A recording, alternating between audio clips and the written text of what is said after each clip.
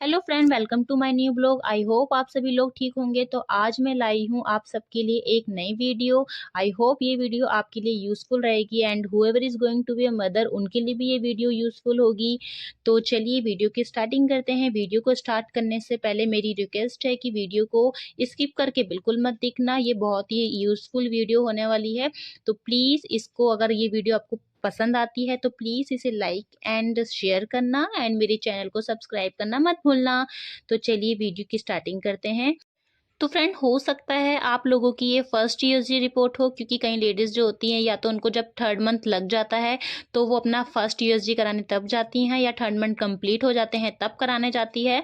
But मेरा इससे पहले एक यूएसजी 6 वीक में हो गया है, क्योंकि जब मुझे पता चला था डेट आई एम प्रेग्नेंट तो मैं उसी वक्त जो है डॉक्टर के पास गई थी और उसी समय डॉक्टर ने मुझे यूएसजी के लिए मतलब लिख दिया था, एक सोनोग्राफी लिख दी थी।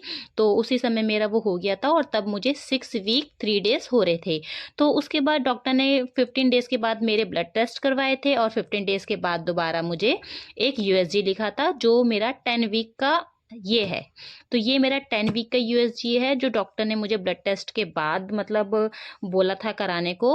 तो अब मैं 10 वीक की रिपोर्ट जो है आपके साथ शेयर कर रही हूँ, क्योंकि कई बार होता है डॉक्टर जो है अच्छे से बता नहीं पाते हैं, क्योंकि उनके पास बहुत सारे पेशेंट होते हैं, इसलिए वो सही से सारी जानकारी आपको नहीं दे पाते और आप लोग मतलब बहुत एक्साइटेड होते हो कि आपकी अल्ट्रासाउंड में जो एक एक लाइन लिखी है उसके बारे में आपको डीपली पता हो।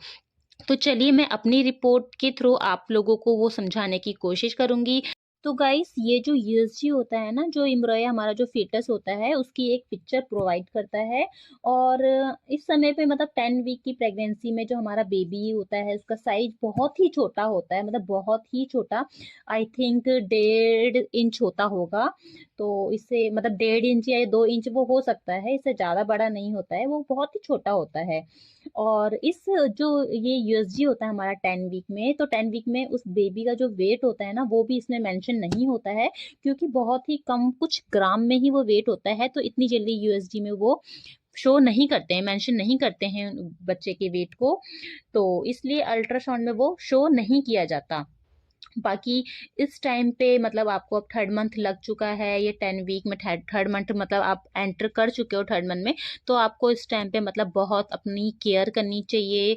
मतलब हेल्थी फूड खाने चाहिए और भारी सामान नहीं उतारना मतलब उठाना चाहिए। तो इस समय में बहुत आपको केयर करनी चाहिए, क्योंकि इसी टाइम पे क्या होता है मिसकैरेज के भी चांस बने रहते हैं। तो चलिए, तो अब हम करते हैं आगे वीडियो को स्टार्ट। तो इसमें मेरी दे रखी है ये एलएमपी। एलएमपी मेरी थी 18 नवंबर 2020। तो 18 नवंबर की मेरी एलएमपी थी और एक्सपेक्टेड डेट ऑफ डिलीवरी तो थी मेरी यूएसजी के अकॉर्डिंग। ये जो डिलीवरी डेट मुझे दी गई है वो यूएसजी के अकॉर्डिंग दी हुई है गाइस, एलएमपी के अकॉर्डिंग ये नहीं है।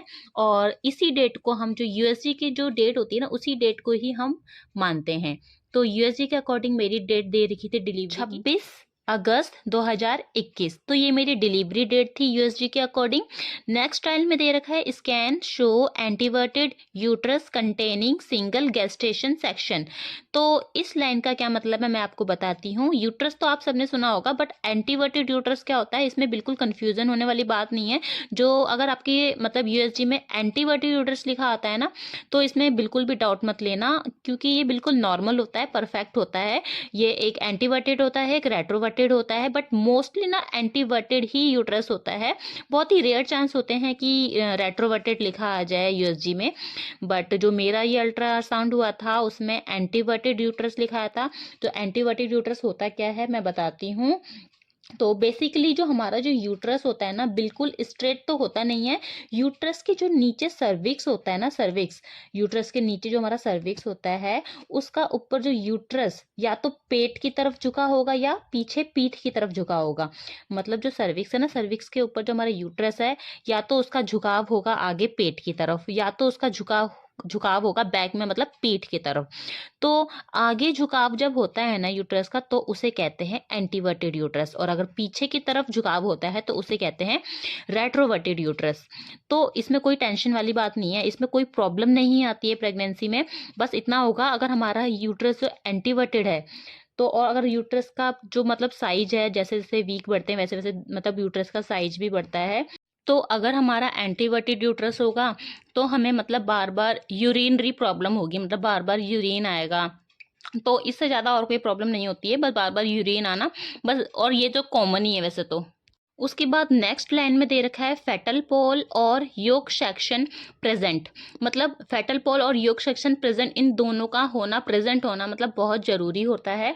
योक सेक्शन क्या होता है? योक सेक्शन जो हमारा एम्ब्रियो या फेटस होता है उसको कवर करके रखता है। सबसे पहले जब हमारा सोनोग्राफी, जब भी सोनोग्राफी होती है हमारी फर्स्ट वाली, तो सबसे पहले योक सेक्शन जो होता है वही दिखता है, और योक सेक्शन के अंदर हमारा फेटस जो होता है वो हमारा बेबी होता है, और बाद में वो भी दिखना शुरू हो जाता है। तो जब 10 वीक में यूएसजी होता है ना, तो ये आसानी से दिख जाता है, मतलब फेटल पोल और योक सेक्शन ये आसानी से दिख जाता है 10 वीक में। तो बट 10 वीक में ये अगर नहीं दिखता है तो मिसकैरेज का चांस बन जाता है। मतलब इसलिए, क्योंकि 10 वीक काफ़ी होते हैं, तो 10 वीक में ये दोनों का दिखना बहुत ज़रूरी होता है। अगर ये नहीं दिखेगा तो मिसकैरेज के चांस बन जाते हैं। तो उसके बाद नेक्स्ट लाइन में दे रखा है good decidual reaction is seen around the section. Good decidual reaction, decidual क्या होता है गाइस? जब मतलब जो ब्लास्टोसिस्ट एम्ब्रॉय होता है ना हमारा, तो इंडोमेट्रियम लाइन के अंदर एम्बेडेड हो जाता है वो। तो जब जब भी इम्प्लांटेशन होता है, इम्प्लांटेशन होने के बाद यूट्रस की जो इंडोमेट्रियम लाइनिंग होती है उसको कहते हैं डेसिडुअल।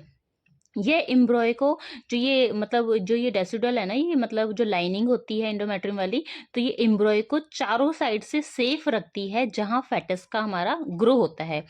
तो इसे कहते हैं गुड डेसिडुअल रिएक्शन। तो यही डेसिडुअल होता है, इसमें कोई प्रॉब्लम की बात नहीं है। तो गुड था ये मेरी रिपोर्ट में। नेक्स्ट लाइन दे रखी है fetal cardiac activity present FHR 144 beat per minute.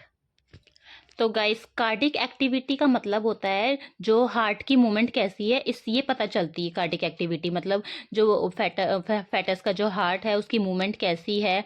तो यहाँ हार्ट मूवमेंट जो मेरी थी वो प्रेजेंट थी, एंड जो FHR थी वो 144 बीट पर मिनट थी। FHR का मतलब होता है फेटल हार्ट रेट, ठीक है। तो नेक्स्ट लाइन में अब दे रखी है crown rump length is 38.9 mm corresponding to 10 week 6 days. Crown rump length क्या होता है? जो हमारा फेटस होता है उसकी लंबाई को बताता है। CRL जो होता है हमारा, जो फेटस की लंबाई बताता है, और ये 10 वीक 6 डेज के हिसाब से परफेक्ट है। मतलब जो लाइन लिखी हुई है कॉरेस्पॉन्डिंग टू 10 वीक 6 डेज, इसका मतलब है 10 वीक 6 डेज के हिसाब से जो CRL है हमारी फेटस की वो एकदम परफेक्ट है। मतलब CRL मतलब जो क्राउन का मतलब हो गया हेड, रैम्प का मतलब हो गया ये हिप, और लेंथ मतलब लंबाई। मतलब क्राउन से लेके रैम्प तक की जो लंबाई है उसको हम कहते हैं CRL। अब आगे बढ़ते हैं रिपोर्ट में। जो इंटरनल OS इज क्लोज्ड, ये तो आप सबको पता होगा, मतलब जो बच्चेदानी का मुंह है वो इस टाइम पे क्लोज है, और इस टाइम पे वो क्लोज ही रहना चाहिए, ओपन नहीं होना चाहिए इतनी जल्दी, क्योंकि ये ओपन जब हमारी डिलीवरी का टाइम नज़दीक आता है ना, तब ये धीरे धीरे अपने आप खुलना शुरू हो जाता है, जिसे हम डायलेशन कहते हैं। Both the adnexa are clear. तो इस लाइन का मतलब होता है जो हमारा यूट्रस होता है ना, तो उसके नियर बाय, हमारे यूट्रस के नियर बाय क्या क्या होता है? ओवरी होती है, फैलोपियन ट्यूब होती है। तो अगर उसमें, अगर इन सब में मतलब कोई भी आसपास जो ओवरी और फैलोपियन ट्यूब है उसमें किसी तरह की अगर कोई भी गांठ है, छोटी मोटी कोई भी गांठ है किसी तरह की, तो ऐसे केस में क्या होता है, जो हमारा फेटस है उसको दिक्कत हो जाती है। तो अगर कोई गांठ नहीं होती है तो उस कंडीशन में both the adnexa are clear लिखा जाता है। नेक्स्ट लाइन में दे रखा है bladder is adequately distended and does not show any intraluminal pathology. तो इस लाइन का मतलब है जो हमारा ब्लैडर है ना वो सही से फैला हुआ है और कोई भी इंट्राल्यूमिनल पैथोलॉजी को शो नहीं कर रहा है, जो कि एकदम सही है। इम्प्रेशन में क्या है, इम्प्रेशन में लिखा है single early viable fetus of 10 weeks 6 days gestation. तो गाइस इसका मतलब है जो हमारा फेटस है वो इजीली सरवाइव कर सकता है। मतलब जो ये विएबल फेटस लिखा है ना, यहाँ पे विएबल का मतलब ये है जो हमारा फेटस है वो इजीली सरवाइव कर सकता है। क्योंकि अगर ऊपर जो हमारी डिटेल दे रखी है ना, अगर ऊपर की डिटेल में कहीं भी थोड़ी बहुत कमी आ जाती है, कुछ गड़बड़ी आ जाती है, तो यहाँ पे क्या होता है, नॉन विएबल लिखा आ जाता। और नॉन विएबल का मतलब हो जाता है कि जो हमारा फेटस है वो इजीली ग्रो नहीं कर सकता है आगे। मतलब जो हमारा फेटस है वो बच्चे की शेप में नहीं आएगा और मिसकैरेज हो सकता है। तो बट यहाँ मेरी रिपोर्ट में विएबल फेटस लिखा हुआ था क्योंकि ऊपर कोई भी गड़बड़ी नहीं थी, तो इसलिए यहाँ पे विएबल फेटस लिखा था। मतलब कि जो हमारा फेटस है वो इजीली बच्चे की शेप में आ सकता है और मिसकैरेज के चांसेस में नहीं होते हैं, इसलिए विएबल फेटस होना बहुत ज़रूरी होता है। तो गाइस ये जो थी मेरी 10 वीक की यूएसजी थी। और यहाँ पे पिक्चर दे रखी है, पिक्चर में इतना क्लियर नहीं पता चलेगा क्योंकि इसमें बच्चे का जो साइज है वो बहुत ही छोटा है, फिर भी थोड़ा थोड़ा अगर आपको समझ आ रहा है तो आप देख सकते हैं ये। तो ये थी मेरी 10 वीक 6 डेज की रिपोर्ट। मतलब 11 वीक की लगाओ, 1 डे ही लेफ्ट रह गया था। तो ये 10 वीक 6 डेज की रिपोर्ट थी मेरी। तो गाइस ये थी मेरी 10 वीक 6 डेज की यूएसजी रिपोर्ट। अगर आपको मेरी ये वीडियो जरा भी यूजफुल या हेल्पफुल लगी होगी तो प्लीज मेरी वीडियो को ज्यादा से ज्यादा लाइक एंड शेयर करना और मेरे चैनल को जरूर सब्सक्राइब करना और बगल में जो नोटिफिकेशन का बटन दिया गया है उसको प्रेस जरूर करना ताकि प्रेगनेंसी से रिलेटेड जो रिपोर्ट्स है मेरी, अगर उसकी मैं वीडियो बनाऊंगी तो उस वीडियो की नोटिफिकेशन आप तक जरूर पहुंचे। और अब इसके बाद डॉक्टर ने मुझे बोला था एंटी स्कैन और ड्यूल मार्कर का टेस्ट कराने के लिए, तो उसके लिए मैं अलग से वीडियो बनाऊंगी। तो अब मिलते हैं नेक्स्ट व्लॉग में। अब डॉक्टर ने मुझको नेक्स्ट बोल दिया था 13 वीक के अराउंड कि आपको अब ड्यूल मार्कर और एंटी स्कैन का टेस्ट कराना होगा। तो इसके लिए मैं वीडियो बनाऊंगी अलग से, तो मेरी उस वीडियो को जरूर देखना क्योंकि वो भी बहुत मतलब काफी आप लोगों के लिए हेल्पफुल रहेगी वो वीडियो।